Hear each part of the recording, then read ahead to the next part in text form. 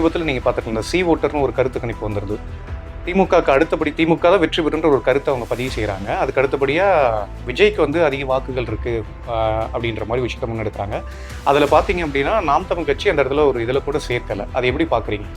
இல்லை, இதெல்லாம் வந்து ஆனால் முதல் முறையாக விஜய் வரும்பொழுது ஒரு பெரிய தாக்கம் நாம் தமிழ் கட்சிக்கு இருக்கு அப்படின்ற பேசப்படுது. இது நீங்கள் எப்படி பார்க்குறீங்க? அப்படிலாம் இல்லை. அதாவது இங்க கட்சி உடஞ்சி 8 மாசத்துல 10 மாசத்துல வந்து ஆட்சி பிடிச்ச வரலாறே தமிழ்நாட்டில் கிடையாது. ஆனா அதே சமயத்துல என்.டி. ராமராவ் போல நாம வரலாம் நினைச்ச பிரச்சாராஜ்யம் கட்சி உடங்கிய சிரஞ்சீவி வந்து கட்சியை வந்து 5 ஆண்டுகள் கூட வைக்க முடியல. 5 ஆண்டுக்குள்ளேயே நேரடியாக நான் என்னோட கேள்வி வைக்கிறேன். நாம் தமிழர் கட்சி அதிக வாக்கு வாங்குமா இல்ல விஜயோட தமிழக வெற்றி கழகம்? நாங்க வாக்கு அதிகம் வாங்குவோம் அப்படிலாம் நான் நினைக்கிறேன்.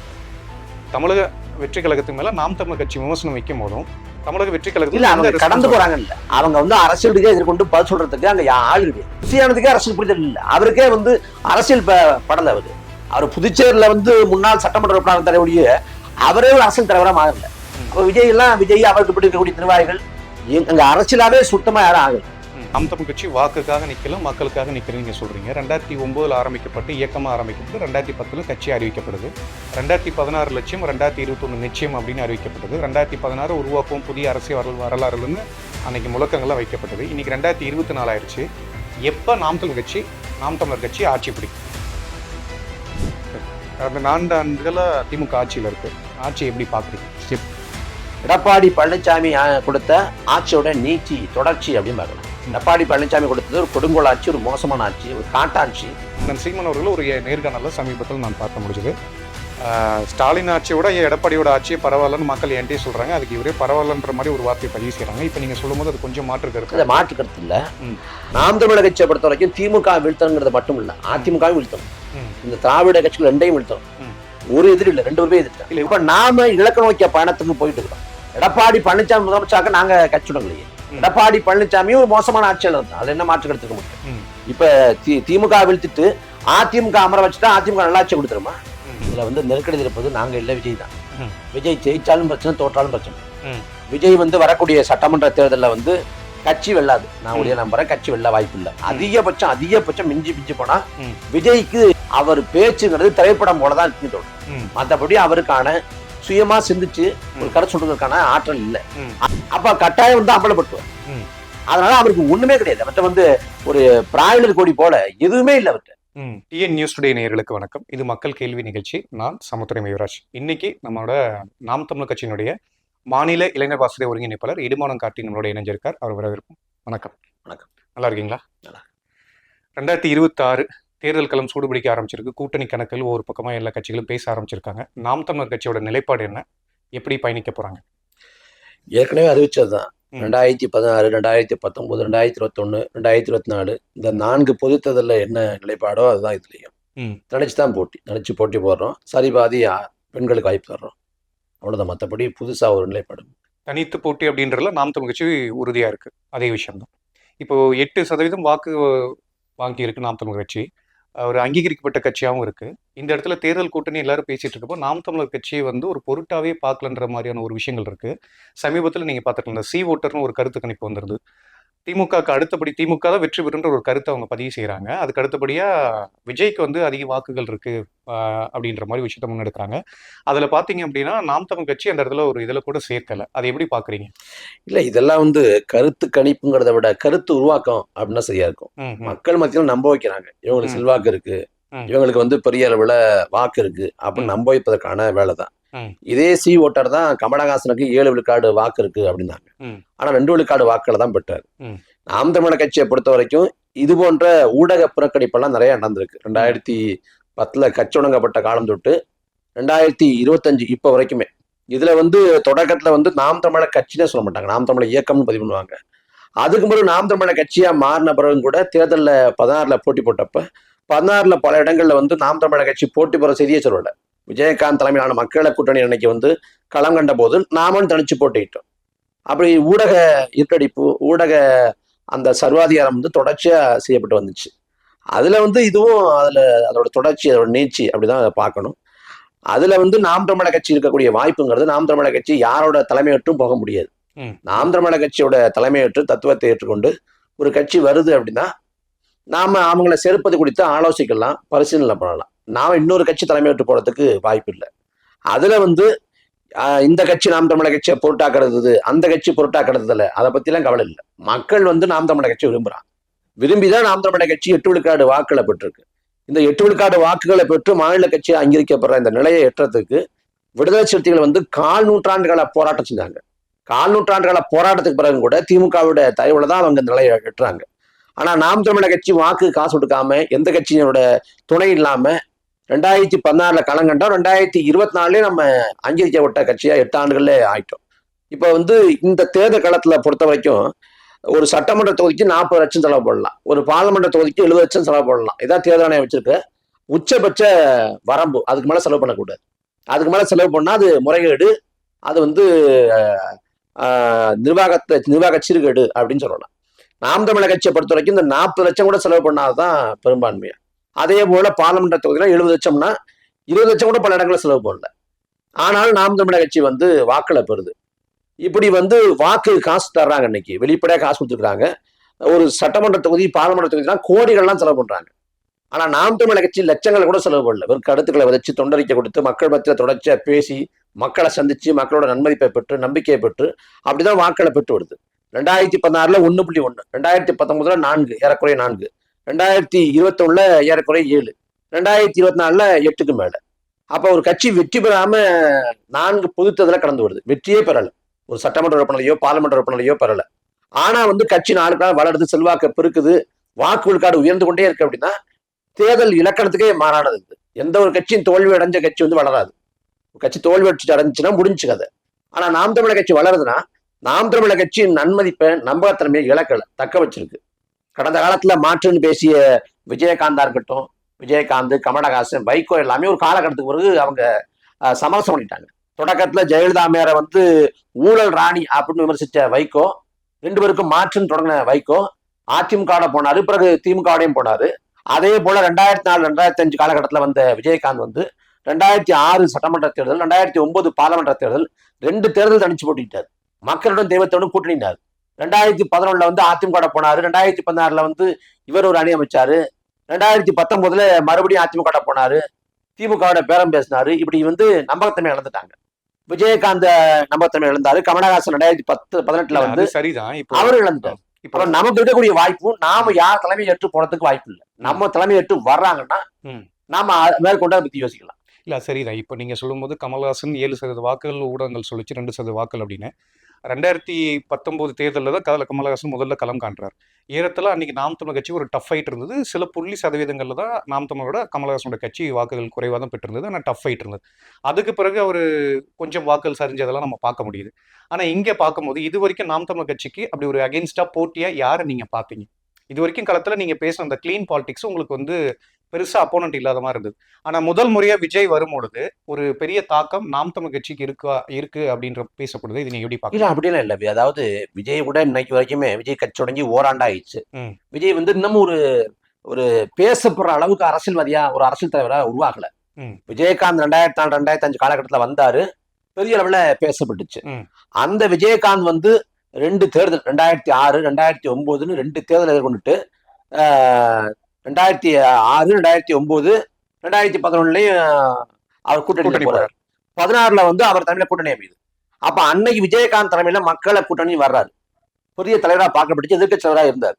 நாம் தமிழர் கட்சி வந்து அந்த காலகட்டத்துல முதல் முறையா தேர்தலில் போட்டி போடுறது, யாருக்குமே தேர்தலில் அனுபவம் கிடையாது. அந்த காலத்துல நாம் தமிழர் கட்சி பெற்ற வாக்கு விழுக்காட்டுக்கும் விஜயகாந்தோட தேமுதிக பெற்ற வாக்கு விழுக்காட்டுக்கும் வேறுபாடு என்னன்னா வெறும் 1.5 கீழே தான். விஜயகாந்தே பெரிய அளவுல ஆதிக்கம் செய்யல. அதே போல வந்து கமலஹாசன் வந்தப்ப 2019 அவர் நம்மளை விட குறைவான வாக்களை தான் பெற்றார். ஆமா, அவர் பெற்ற வாக்கள் எல்லாமே நகர்ப்புற பகுதியில் பெற்ற வாக்கள் தான், கிராமப்புறத்துல ரொம்ப வாக்கள் குறைவு. விஜய்க்கு அப்படி இல்லை. விஜய்க்கு எல்லா பகுதியிலையும் சராசரியா வாக்கள் இல்ல. இது எல்லாமே அனுமானம், இது எல்லாமே அனுமானம், எல்லாமே கற்பனை. இல்ல, நான் இப்ப கமலஹாசன் என்ன சொன்னாருன்னா, இப்ப தேர்தல்ல வந்து 2024 பாராளுமன்ற தேர்தலுக்கு பிறகு அவர் சொல்றாரு ரசிகன் வேற வாக்காளம் வேற அப்படிங்கிற இந்த கருத்தை வந்து விஜய் சொல்வார். இல்ல, நீங்க சொல்ற கருத்துக்கு நான் உடன்படுறேன். இதுல ஒரு மாற்று கருத்து என்ன அப்படின்னா, நான் ஒரு விஷயம் முன்வைக்கிறேன் பாருங்க. ஒரு மாதத்துக்கு முன்னாடி மேட்டூர்ல அனல் நிலையத்துல ஒரு போராட்டம் நடக்கும். அங்க இருக்கிற டெம்பரரி அந்த எம்ப்ளாயிஸ் வந்து நிரந்தர பணியாளர்களை பணியமர்த்த சொல்லி ஒரு போராட்டம் நடக்குது, உள்ளிருப்பு போராட்டம் நடத்துறாங்க. அந்த உள்ளிருப்பு போராட்டத்தில் நாம் தமிழ் கட்சி வந்து ஆதரவு தெரிவிக்கிறதுக்காக போய் வந்து பேசுறாங்க, இது பண்றாங்க, வெளியே இருந்து அவங்களுக்கு ஆதரவு கொடுக்குறாங்க, பேசுறாங்க. அதுக்கு அடுத்த நாள் பார்த்தீங்கன்னா தமிழக வெற்றி கழகம் விஜயுடன் தமிழக வெற்றி கழகத்துல ஒரு ஆர்ப்பாட்டம் நடக்குது. நாம் தமிழ் கட்சியிலிருந்து பார்த்தீங்கன்னா, ஏன்னா இது உங்களுடைய நாம் தமிழ் கட்சியுடைய பொறுப்பாளர்கள் பதிவு செஞ்சது, நாம் தமிழர் வர்சஸ் டிவிகே அப்படின்னு பதிவு செஞ்சது. அதில் பார்த்தா நாம் தமிழ் கட்சியில் ஒரு 15 பேர் இருக்காங்க. தமிழக வெற்றி கழகத்தில் பார்த்தீங்கன்னா கிட்டத்தட்ட ஒரு 100-150 பேருக்கு மேலே இருக்காங்க. அதில் ஒரு கருத்து மாற்று கருத்து என்னன்னா, இவங்க ஒரு போராட்டம் ஒரு பக்கம் வந்து மக்களுக்காக பேசுறாங்க, தமிழக வெற்றி கழகம் பார்த்தீங்கன்னா ஒரு பக்கம் விஜயோட சினிமா பாட்டு போட்டு அந்த இடத்துல கொடி வச்சு ஆட்டிட்டு இது பண்ணிட்டு இருக்காங்க. எது சரி எது தப்பு அப்படின்றத தாண்டி ஜனநாயகத்தில் தலைகள் மட்டும் தான் கணக்கெடுக்கப்படுதுன்னு ராஜேந்திர பிரசாத் சொல்றாரு. இந்தியாவோட குடியரசுத் தலைவராக இருந்தால் ராஜேந்திர பிரசாத் சொல்றாரு. அப்போ அந்த இடத்துல களத்தில் பார்க்கும்போது நாம் தமிழ் வச்சு வலிமையா உறுதியா போராட்டத்தில் நின்ன மாதிரி தெரிஞ்சாலும், ஆனா எண்ணிக்கைன்னு பார்க்கும்போது தமிழக வெற்றி கழகம் அதிகமா இருக்கு. இந்த இடத்துல பார்க்கும்பொழுது நான் இன்னும் நேரடியாவே கேட்கிறேனே, இப்ப அண்ணன் சீமான் அரசியல் களத்துக்கு வரார், 2010 கட்சி தொடங்குறாரு. சொல்லிடுறேன் முதல்ல. இந்த மேட்டூர் சொல்றீங்களா, மேட்டூர்ல வந்து அது வந்து ஒரு பகுதி. அந்த நேரத்துல எவ்வளவு பேர் வந்தாங்க, இவங்க அதிகமா வந்தாங்களா குறைவா வந்தாங்களான்னு வச்சுக்கிட்டு ஒரு கட்சியை அப்படி மதிப்பிட முடியாது. கூடுற கூட்டம் எல்லாம் வாக்காக மாறணும்னு நினைக்க முடியாது. இதுல தமிழக வெற்றி கழகத்தை பொறுத்த வரைக்கும் அவங்க தனிச்சு நிக்க போறாங்களா இல்ல கூட்டணிக்கு போக போறாங்களாங்கிறது இன்னமும் தெளிவா தெரியல. ஒருவேளை வந்து இப்ப அதிமுக பாஜக நெருங்குறது போல தெரியுது. ஆனா இன்னும் 10 மாத காலம் இருக்கு, ஏறக்குறைய 10 மாத காலம் தேர்தல் இருக்கு. இந்த 10 மாத காலங்கிறது பெரிய காலகட்டம். இந்த 10 மாதத்துக்குள்ள அவங்க அறிவிக்க மாட்டாங்க, பாஜக அதிமுக கூட்டணியை அதிகாரப்பூர்வம் அறிவிக்க மாட்டாங்க, தேர்தல் நெருக்கத்தான் அறிவிப்பாங்க. அதுக்கு இடைப்பட்ட காலத்துல ஒருவேளை எடப்பாடி பழனிசாமிக்கும் பாஜகவுக்கும் ஒத்து வரல அப்படின்னா அவர் வந்து பாஜக கூட்டணி இல்லைங்கிற நிலைப்பாட்டை நோக்கி போவார். பாஜக இல்ல கூட்டணி இல்ல, தேர்தல் உறவு இல்ல நிலைப்பாட்டுக்கு போனா விஜய் மறுபடி அதிமுக போறதுக்கு வேலை செய்வார். அப்ப விஜய் அதிமுக போனா மிஞ்சி போனாலுமே 40 இடத்தான் போட்டி போடுவார். அப்ப முதலமைச்சர் வேட்பாளர் பட்டியல இருக்க மாட்டார். அவங்க தனிச்சு போட்டிங்கிறதுல உறுதியா இருக்காங்களே தெரியல. ஏன்னா பிரசாந்த் கிஷோர் பேசுறப்ப அவர் என்ன சொல்றாரு, டிசம்பர் வரைக்கும் தான் நிலைமை, டிசம்பர் வரைக்கும் தனிச்சு போட்டிங்கிறத நிலைமை, மத்த மாற்றம்னா நாங்க ஜனவரில சொல்லுவோம், டிசம்பருக்கு இல்ல இடையில வந்து தேர்தலே கிடையாது. அப்ப ஜனவரிலாம் சொல்லுவோம்னா அப்ப தேர்தல் நெருக்கத்தெல்லாம் முடிவு பண்ணுவாங்க அப்படின்னு பொருளாகுது. அதனால அவரு தனிச்சு போட்டி போடுறாரா கூட்டணிக்கு போறாராங்கிறதே நமக்கு தெரியல. அப்படி இருக்கும்போது விஜய்க்கு வாக்கு இருக்குன்னா எம்ஜிஆருக்கு அப்படி எல்லாம் வாக்கு இல்ல. எம்ஜிஆரே வந்து எம்ஜிஆர் வந்து 77 ஆட்சியை பிடிச்சாருங்கிறாங்க. எம்ஜிஆர் வந்து தொடக்கத்துல காங்கிரஸ்ல இருந்து திமுகவுக்கு 1952 வந்து திமுகவுக்கு பரப்புரை செஞ்சு அன்னைக்கு நேருவுக்கு எதிராக கருப்பு கொடி காட்டி, நான்சென்ஸ் நேருவுக்கு எதிராக கருப்பு கொடி காட்டி, அப்புறம் சிறைக்கு போய் சிறையில முதல் வகுப்புல இருந்து மொழிப்போர்ல பங்கு கொண்டு சட்டமன்ற உறுப்பினராகி, சட்டமன்ற மேலவை உறுப்பினராகி, 2வது முறையா சட்டமன்ற உறுப்பினராகி, சிறுசேமிப்பு துணைத் தலைவராகி, திமுகவோட பொருளாளராகி, இப்படி பல கட்டத்தை கடந்து வர்றப்ப 20 ஆண்டாயிடுது. 1972 திமுக வெளியேற்றப்படுறப்ப எம்ஜிஆர் வந்து சட்டமன்ற உறுப்பினர் தான். சட்டமன்ற உறுப்பினருக்கு அப்பதான் அவர் வந்து 1972 கட்சி தொடங்குறாரு.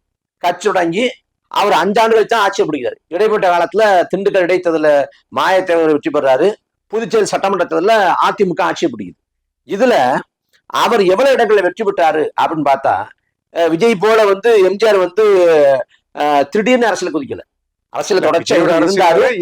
அதை தாண்டி திரைப்படங்கள்ல தொடர்ச்சியா அரசியல் கருத்துக்களை நிறைய விதைச்சாரு. 3 எழுத்திலே மூச்சு இருக்கும், அண்ணா அப்படின்னு பாட்டு பண்ணது நிறைய இருக்கு.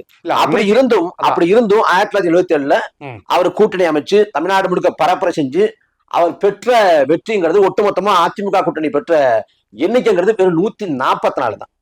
வெறும் 144 தான். பெருமன்மையானே குறைவுதானே. ஜெயலலிதா அம்மையோட அதிகபட்சம் உள்ளது 224.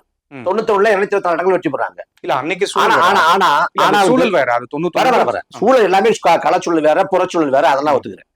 அவரே 144 வெற்றி பெறாரு. 1977 வெற்றி பெற்ற எம்ஜிஆர் 1980 பாராளுமன்ற தேர்தலில் இந்த பொருளாதார இடஒதுக்கீட்டை கொண்டு முன்மொழிகிறார். இடஒதுக்கீட்டுக்கு வந்து 9,000 ரூபாய் உச்ச வரம்பு வைக்கிறார். அது வந்து எதிர்ப்பை சம்பாதிக்குது. ஆரியத்தை விதியமாக அணைக்கும் அதிமுக பரப்புரை செய்யப்படுது. அந்த தேர்தல் களங்கள்ல 40 இடத்துல 38 இடத்துல வந்து எம்ஜிஆர் தோத்து போறாரு. எம்ஜிஆர் அதிமுக தோத்து போகுது. இல்ல அது வந்து எதிர்த்து நின்று பாத்தீங்கன்னா காங்கிரஸும் திமுக ஒன்னா இருந்தது. அப்ப இந்திரா காந்தி தான் வந்து பிரதமர் ஆகணும்னு எதிர்பார்த்தாங்க. அதனால வாக்குகள் அப்படி கூட அந்த தேர்தல்ல தோத்து போறாரு. எம்ஜிஆர் தலைமையில வந்து தோல்வி அடையலன்னாங்கல்ல, எம்ஜிஆர் தோத்து போன பிறகு நிலைப்பாட்டை மாத்திட்டு 39 விழுக்காடு இடஒதுக்கீட்ட 50 விழுக்காடு உயர்த்துறாரு. அதே போல எம்ஜிஆர் தலைமையில அதிமுக இருக்கிறப்ப உள்ளாட்சி தேர்தலில் வந்து படுதோல்வி அடைஞ்சு நான் முதலமைச்சர் பதவியை ராஜினாமா பண்றேன் அப்படின்ற முடிவுக்கு போய் எல்லாரும் அவரை சமாதானப்படுத்துறாங்க. அதே போல புதுச்சேரி சட்டமன்ற தேர்தலில் ஒரு இடத்துல கூட வெற்றி பெறாம அத்தனை இடங்களையும் அதிமுக தோத்து போகுது. அப்ப எம்ஜிஆர் வந்து சட்டமன்ற தேர்தல், தமிழ்நாடு சட்டமன்ற தேர்தலில் தோல்வியடையிலே ஒழிய பாக்கி எல்லா தேர்தலையும் தோல்வியடைஞ்சிருக்காரு. இங்க கட்சி உடங்கி 8 மாசத்துல 10 மாசத்துல வந்து ஆட்சி பிடிச்ச வரலாறே தமிழ்நாட்டுல கிடையாது. அந்த வரலாறு எங்க இருக்குன்னா ஆந்திராவில இருக்கு. என் டி ராமராவும் 8 மாசத்துல ஆட்சி பிடிக்காரு. அவரு ஆட்சி பிடிக்க காரணம் புறச்சூழல் தான். காங்கிரஸ் மேல வந்து மக்கள் எதிர்த்து இருக்கிறாங்க. காங்கிரஸ் முதலமைச்சரை வந்து விமான நிலையத்துல வச்சு ராஜீவ்காந்தி அரைஞ்சாரு. அப்ப காங்கிரஸ் பண்ணதால தெலுங்குகளின் தன்மான பிரச்சனைங்கிற முழக்கத்தை முன் வச்சு என் டி ராமராவ் வந்து 8 மாசத்துல ஆட்சி பிடிச்சாரு. ஆனா அதே சமயத்துல என் டி ராமராவ் போல நாம வரலாம் நினைச்ச பிரச்சாராஜ்யம் கட்சி தொடங்கிய சிரஞ்சீவி வந்து கட்சியை வந்து 5 ஆண்டுகள் கூட வைக்க முடியல. 5 ஆண்டுக்குள்ளேயே அதையும் வரலாறு பார்த்திருக்கேன். ஏன்னா பிரஜாராஜ்யம் கட்சி தொடங்கும் போது கூட்ட நெரிசல்ல 2-3 பேர் இறந்து போறாங்க. 10 லட்சம் பேர் கொண்டாங்க. விஜய் விட 10 லட்சம் பேர் கொண்டாங்க. இன்னைக்கு இருக்க தலைமுறைக்கு சிரஞ்சீவி ஒரு கட்சி வச்சிருந்தாலும் கூட தெரியாது, அது வேற. சரி, நேரடியா நான் என்னோட கேள்வி வைக்கிறேன்.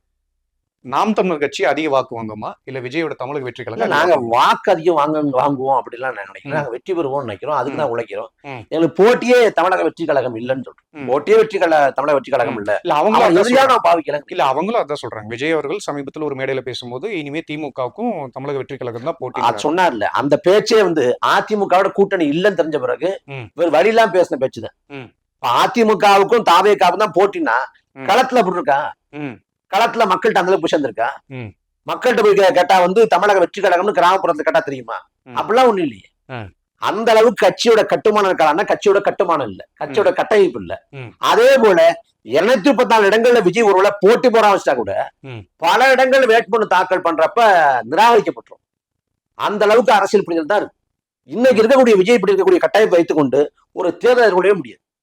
அப்ப அவங்க வந்து ஆளுங்கட்சிக்கு போட்டி, நாம் தமிழக கட்சி பொருட்டாக்கடலைன்னா அவங்க யதார்த்த உலகத்துக்கு வரல, யதார்த்த அரசியல் சூழல் புரியல. நீங்க சொல்லும் போது நாம் தமிழக கட்சி தொடர்ச்சியா நாம் தமிழகத்துடைய உறுப்பினர்கள் வந்து இணையதளங்கள்ல தமிழக வெற்றி கழகத்துல விமர்சனம் நிறைய வைக்கிறாங்க. அவங்க அதை கடந்து போயிட்டே இருக்காங்க, இது பண்றதே இல்லை. இது என்ன மாதிரியான ஒரு அணுகுமுறை?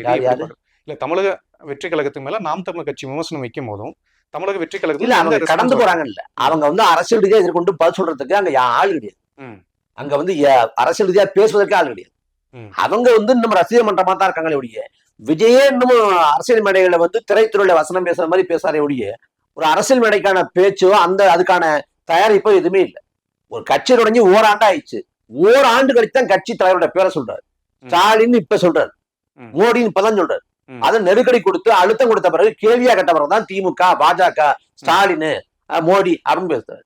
ஆனா இன்னைக்கு வரைக்கும் ஒரு பத்திரிகா சந்திப்பை கொள்ள மாட்டேங்கிறாரு. அவர் பேச்சு எல்லாமே முன்கூட்டியே தயாரிக்கப்பட்டது, வடிவமைக்கப்பட்டது.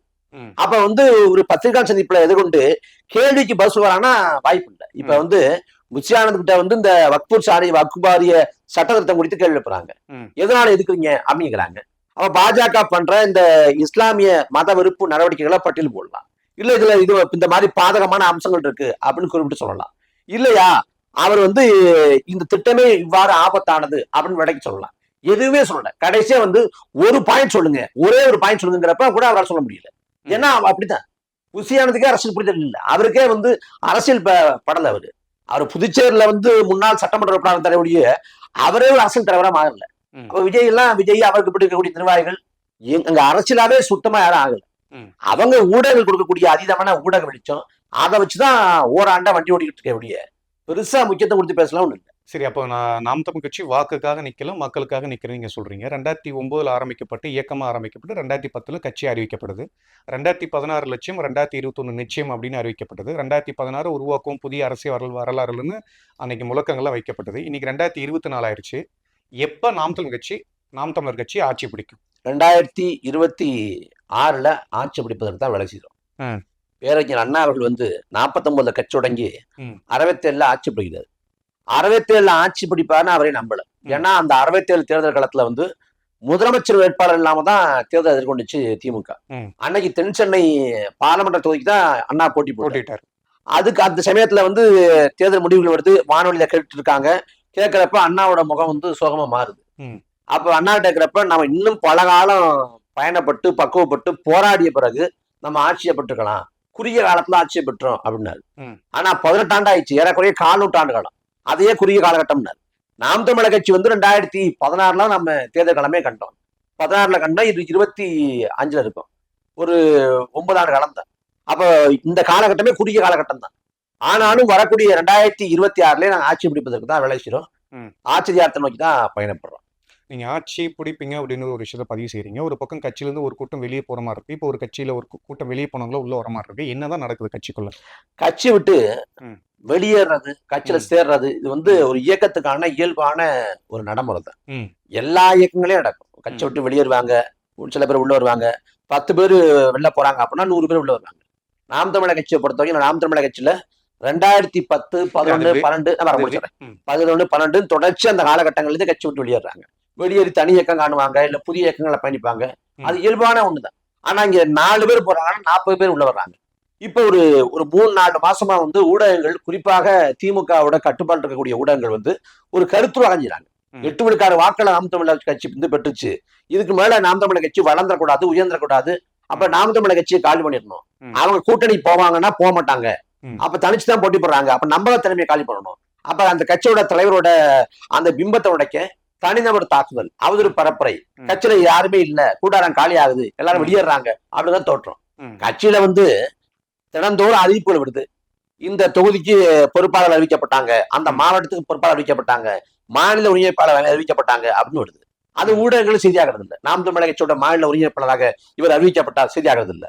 ஆனா நாம் தமிழர் கட்சியை விட்டு யாராவது வெளியேறின செய்தியா மாறுது. நாம் தமிழர் கட்சியில வந்து 10 ஆண்டுகளமா பயணிக்கிறப்ப நான் இடக்கூடிய எந்த பதிவும் செய்தியாகாது. ஆனா நான் வெளியேறேன்னு செய்தி போட்டா ஊடகங்கள் செய்தியா மாறும்னா அப்ப என்ன காமிக்க விரும்புற? கட்சியை விட்டு 4 பேர் போறதை காமிக்க விரும்புற. 40 பேர் உள்ள வர்றான், 400 பேர் உள்ள வர்றான். போன டிசம்பர் மாசம் நாம் தமிழர் கட்சியோட இளைஞர் பாசறை முன்னெடுத்து மாநிலம் முழுக்க 1000 இடங்கள்ல உறுப்பினர் சேர்க்கை முகாம் நடத்தணும். அதுல குறைந்தபட்சம் 14,000 பேர் சொன்னாங்க. அதிகாரப்பூர்வமாவே 14,000 பேருக்கு மேல சொன்னாங்க. எந்த ஊடகத்திலயும் செய்தியாகலையே, பேசுபொருளாகலையே. என்ன இவ்வாறு காட்டு நினைக்கிறாங்க நாம் தமிழக கட்சி வெளியே போறாங்கன்னு. ஒரு இயக்கத்துல இருந்து யாரும் வெளியே போறதால அந்த இயக்கம் விழுந்துருது. அப்படி வரலாறே கிடையாது, சான்றே கிடையாது. திராவிட கழகத்துல இருந்து அண்ணா வெளியேறாரு, கருணாநிதி வெளியேறாரு. திராவிட கழகம் வந்து அமைப்பு வந்து குழஞ்சு போகல. அதே திராவிட கழகத்தை வெளியேறிய அண்ணா வந்து திமுக கட்சி தொடங்கி அந்த திமுகவில இருந்து அன்னைக்கு எம்ஜிஆர் வெளியேற்ற போறாரு. அதனால திமுகவோட அடிப்படை கட்டுமானம் உடஞ்சு போகல. அதே திமுகவுல பின்னாட்கள் எம்ஜிஆருக்கு பிறகு வைகோ போறாரு, சரிபாதி பிளவு அப்படின்னு வருச்சாங்க. அப்ப வைகோ போன பிறகு திமுகவோட அந்த கட்டமைப்பெல்லாம் உடஞ்சு போகல. அப்ப வந்து யாரு வெளியே போறாங்கன்னா அந்த இடத்த நிரப்பன்னு ஒருத்தவங்க வருவாங்க. அதனால இயக்கம் விழுந்துறாரு. ஒரு இயக்கத்தோட கோட்பாடு, கொள்கை, நிலைப்பாடு, தொடர்ச்சியான இயக்க செயல்பாடு, இலக்கு நோக்கிய பயணம், சமரசம் பண்ணாத தன்மை, இதை வச்சுதான் முடிவு பண்ண முடிய. இயக்கத்தை விட்டு இவங்க போறாங்க அவங்க போறாங்கன்னா ஒருத்தவங்க போனா அந்த இடத்துல இன்னொருத்தவங்க வருவாங்க, அந்த இடத்துக்கு தன்னை தயார் பண்ணிக்குவாங்க. அதனால இது வந்து ஒரு பிரச்சனையே இல்லை. ஆனா ஒரு பிரச்சனையாக ஊடகங்கள் காட்ட முற்படுது. இல்ல இதுல ஏதாவது உள்குத்து சதி இருக்குன்னு நினைக்கிறீங்க? வெளியே ஏறுறாங்களா இல்ல வெளியே இழுக்கப்படுறாங்களா? இல்ல இயல்பா நடக்கலாங்க. அதாவது கடந்த காலங்கள்ல வந்து 21க்கு முன்பாக வெளியேறிருக்காங்க. அப்ப வெளியேறி போயிருக்காங்க, 10 வெளியேறி போயிருக்காங்க, 11 வெளியேறி போயிருக்காங்க, 10-11 வெளியேறி போனவங்க திரும்ப கட்சி இணையக்கூடிய நிகழ்வு நடக்குது. என்னன்னா இப்ப கட்சிக்குள்ள இருக்கவங்கள்ட்ட வந்து நான் வெளியேறலாம் அப்படிங்கிற ஒரு அயற்சியோ ஒரு தற்செயலோ வந்திருந்தா அவங்களை வந்து விலை பேசுறது, வா வந்தா பொருளாதாரம் சார்ந்து எல்லாமே பண்ணி கொடுத்துறோம், நீ இந்த திமுக வா உனக்கு பொறுப்பு தர்றோம், இல்ல வந்து நீ பிழைப்பதற்கான வேலைகளை செஞ்சு தர்றோம் அப்படின்னு அவங்கள வந்து விலை பேசுறது, பேரம் பேசுறது. அந்த விலை பேசுறதுக்கு பேரம் பேசுறதுக்கு படிக்கிறவங்க போயிருவாங்க. யார் குறிப்பிட்டு இதை செய்யறாங்க? திமுக செய்யும். திமுக செய்யுது. திமுக செய்தா இல்ல இங்க இருந்து திமுகக்கு போனவங்க செய்யறாங்களா? எல்லாம் தான் திமுகவில் இருக்கக்கூடிய இன்னைக்கு ராஜீவ் காந்தி இன்னும் பல அல்லக்கைகள் அவங்க இந்த வேலை செய்யறாங்க. அதனால அது செய்வாங்க. அதுல வந்து நம்ம நீர்த்து போய் இனிமே இந்த கட்சியில பயணிக்க எதுவுமே இல்லை, நம்ம நிறைய செஞ்சுட்டோம் அப்படிங்கிற தற்செயல் உடைஞ்சவங்க அவங்க வெளியேறி போகத்தான் செய்வாங்க. அதுல ஒன்றும் பெருசா இது பண்ணிக்க தேவையில்லை. திமுக பொறுப்புக்கும் போயிருக்காங்கன்னா இப்ப சில பேர் வந்து தமிழக வாழ்வுரிமை கட்சிக்கு போயிருக்காங்க. அதை ஒட்டி நீங்க சில பதிவுகள் உங்களுடைய இணையதளத்தில் நீங்க பதிவு செஞ்சது பெரிய சண்டை ஆகுது, விமர்சனங்கள் ஆகுது. அதுல என்ன விஷயம் நடக்கு? என்னதான் பிரச்சனை? அதுல இல்ல ஒரு பிரச்சனையும் இல்ல. தமிழக வாழ்வுரிமை கட்சின்னு சில பேர் போறாங்க, போறது அவங்க விருப்பம், உரிமை. அது போங்க, நீங்க உங்க வாழ்வுரிமை கட்சியை வந்து நீங்க நிலைநாட்டுங்க, வாழ்வுரிமையை காப்பாத்துங்க, அதெல்லாம் நமக்கு ஒன்றும் பிரச்சனை இல்லை. ஆனா உண்மையான தமிழ் தேசியம் வந்து தமிழக வாழ்வுரிமை கட்சி தான் நிலைநாட்ட போகுது அப்படின்னா தமிழ் தேசியத்துக்கும் வாழ்வுரிமை கட்சிக்கும் என்ன சம்பந்தம்ங்கிற கேள்வி வரும். ஏன்னா வாழ்வுரிமை கட்சிங்கிறது இன்னைக்கு பண்ருட்டில மட்டும்தான் போட்டி போடுது. பண்ருட்டில போட்டி போடுது. அங்கேயும் வந்து வேலுமுருகன் அவர்கள் வந்து உதயசூரியன் போட்டி போடுறாங்க. அப்ப திமுகவோட ஒரு கிளை பிரிவு போல இருக்குது. திமுகவோட பண்ருட்டி கிளை போலதான் வாழ்வுரிமை கட்சி இருக்கு. மற்ற இடங்கள்ல வந்து திமுகவுக்கு தான் அவங்க ஆதரவு தெரிவிக்க போறாங்க. அப்ப அவங்க என்ன தமிழ் தேசியம் படைக்க போறாங்க? இல்ல ஏன்னா இந்த விமர்சனம் எங்க வருது அப்படின்னா அந்த சீமான் ஒரு கேள்விதான் இருக்கிறேன். அதாவது வாழ்வுரிமை கட்சிக்கு போனவங்கள்ட்ட ஒரு கேள்வி தான், கருணாநிதி துரோகியா இல்லையா? கருணாநிதி துரோகியா இல்லையா? இந்த கேள்வி போதும். கருணாநிதி துரோகி தானே. திமுக துரோகம் தானே பண்ணுச்சு. காங்கிரஸ் ஈழத்துக்கு துரோகம் பண்ணிச்சு, திமுக என்ன பண்ணுச்சு? ம். திமுக எழுத்துச்சா? ம். திமுக போய் நின்றுட்டு நீங்க ஈழம் என்று பேசுவதற்கோ, ம். தலைவர் பிரபாகரனை பத்தி பேசுறதுக்கோ, ம். விடுதலை புலிகளை பேசுறதுக்கோ, ம். தமிழ் தேசியம் பேசுறதுக்கோ என்ன தார்மீகம் இருக்குது? ம். எல்லா தீமைகளுக்கும் எல்லா கொடுமைகளுக்கும் காரணமே இவங்க தானே. அங்க போயிட்டு என்ன தமிழ் தேசியம் படிக்க போறீங்க? கடந்த 4 ஆண்டுகளா திமுக ஆட்சியில இருக்கு. ஆட்சி எப்படி பாக்குறீங்க? எடப்பாடி பழனிசாமி கொடுத்த ஆட்சியோட நீட்சி தொடர்ச்சி அப்படின்னு பார்க்கலாம். எடப்பாடி பழனிசாமி கொடுத்தது ஒரு கொடுங்கோல் ஆட்சி, ஒரு மோசமான ஆட்சி, ஒரு காட்டாட்சி. நான் சீமான் அவர்கள் ஒரு நேர்காணல சமீபத்தில் நான் பார்க்க முடிஞ்சது. ஸ்டாலின் ஆட்சியோட எடப்பாடியோட ஆட்சியே பரவாயில்லன்னு மக்கள் என்கிட்டே சொல்றாங்க. அதுக்கு இவரே பரவாயில்லன்ற மாதிரி ஒரு வார்த்தையை பதிவு செய்யறாங்க. இப்போ நீங்க சொல்லும் போது அது கொஞ்சம் மாற்று கருத்து. அதை மாற்று கருத்து இல்ல. நாம் தமிழர் கட்சியை பொறுத்த வரைக்கும் திமுக வீழ்த்தணுங்கிறது மட்டும் இல்ல, அதிமுகவும் வீழ்த்தணும். இந்த திராவிட கட்சிகள் ரெண்டையும் வீழ்த்தணும். ஒரு எதிரி இல்ல, 2 பேரும் எதிர்த்து. இப்ப நாம இலக்கு நோக்கிய பயணத்துக்கு போயிட்டு இருக்கோம். எடப்பாடி பழனிசாமி முதலமைச்சராக நாங்க கட்சி விடலையே. எடப்பாடி பழனிசாமி ஒரு மோசமான ஆட்சியாளர் இருந்தா அது என்ன மாற்று கருத்துக்க முடியும்? இப்ப திமுக வீழ்த்திட்டு அதிமுக அமர வச்சுட்டா அதிமுக நல்லாட்சி கொடுத்துருமா? இதுல நெருக்கடி இருப்பது நாங்க இல்ல, விஜய் தான். விஜய் ஜெயிச்சாலும் பிரச்சனை, தோற்றாலும் பிரச்சனை. விஜய் வரக்கூடிய சட்டமன்ற தேர்தலில் கட்சி வெல்லாது, நான் உடைய நம்புறேன். கட்சி வெல்ல வாய்ப்பு இல்லை. அதிகபட்சம் மிஞ்சி போனா விஜய்க்கு அவர் பேச்சுங்கிறது திரைப்படம் போலதான் இருக்குன்னு தோணும். மற்றபடி அவருக்கான சுயமா சிந்திச்சு ஒரு கருத்து சொல்றதுக்கான ஆற்றல் இல்லை. அப்ப கட்டாயம் அம்பலப்பட்டுவார். அதனால அவருக்கு ஒண்ணுமே கிடையாது. மற்ற ஒரு பிராய்லர் கோடி போல எதுவுமே இல்லை அவருக்கு.